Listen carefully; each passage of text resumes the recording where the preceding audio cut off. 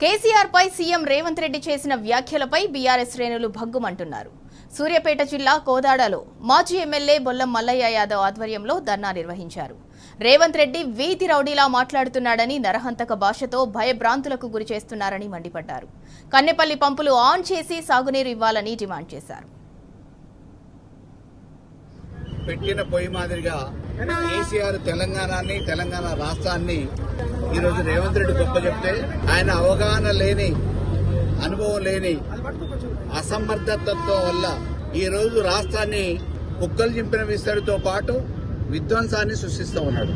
తెలంగాణ రైతాంగానికి నీళ్లు ఇవ్వాలి, కన్నెపల్లి పంప్ హౌస్ ని ఆన్ చేయాలి, వచ్చే ప్రమాదం ఏమీ లేదు అని చెప్పేసి అనుభవించిన ఇంజనీర్లు కూడా చెప్తా ఉంటే వాళ్ళని జైల్లో వేస్తా, జైల్లో ఏగపడమే పొరపాటు అని చెప్పేసి బెదిరిస్తా ఉన్నాడు. కేసీఆర్ గారి మీద అమానుషంగా ఈ తెలంగాణ సాధించిన నాయకుడు అనేక త్యాగాలు చేసి ఉద్యమం చేసి సాధించుకున్న తెలంగాణకి నీళ్లు ఇవ్వాలనే సంకల్పంతో సస్యశ్యామలం చేస్తే ఈరోజు రైతాంగాన్ని ఆగం చేయడానికి కేసీఆర్ గారి మీద అక్కస్తోని గత ప్రభుత్వాన్ని బీఆర్ఎస్ ని బదనాం చేయడానికి ఉపయోగంలో ఉన్న మేడిగడ్డ పంప్ హౌజుల్ని, కన్నెపల్లి పంప్ హౌజుల్ని ఆన్ చేయకుండా రైతుల్ని వివక్షకు గురి చేస్తున్న నేపథ్యంలో ఒకవైపు ప్రతిపక్షంగా మేము అడుగుతా ఉంటే సమాధానం చెప్పడానికి, పనిచేయడానికి చేతగాని దద్దమ్మ రేవంత్ రెడ్డి రాత్రి పంట పొలాలు ఎట్లా పండుతాయని చెప్పేసి విలేకరులు ప్రశ్నిస్తే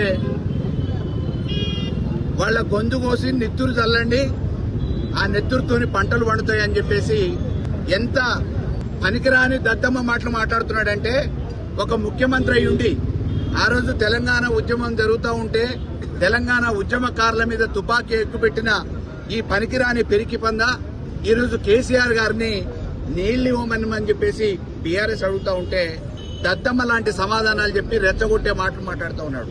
ఈరోజు జర్నలిస్టులు అడిగితే నీ తోలు తీస్తా అంటున్నాడు. డబ్బు సంపాదించుకోవడానికి పేదవాళ్ల మీద ఉక్కుపాదం మోపుతూ ప్రజల్ని పీక్కి తింటున్న రాక్షసుడు రేవంత్ రెడ్డిని వెంటనే ఆ సీట్ నుంచి తొలగించాలని చెప్పేసి కోరుతా ఉన్నాం.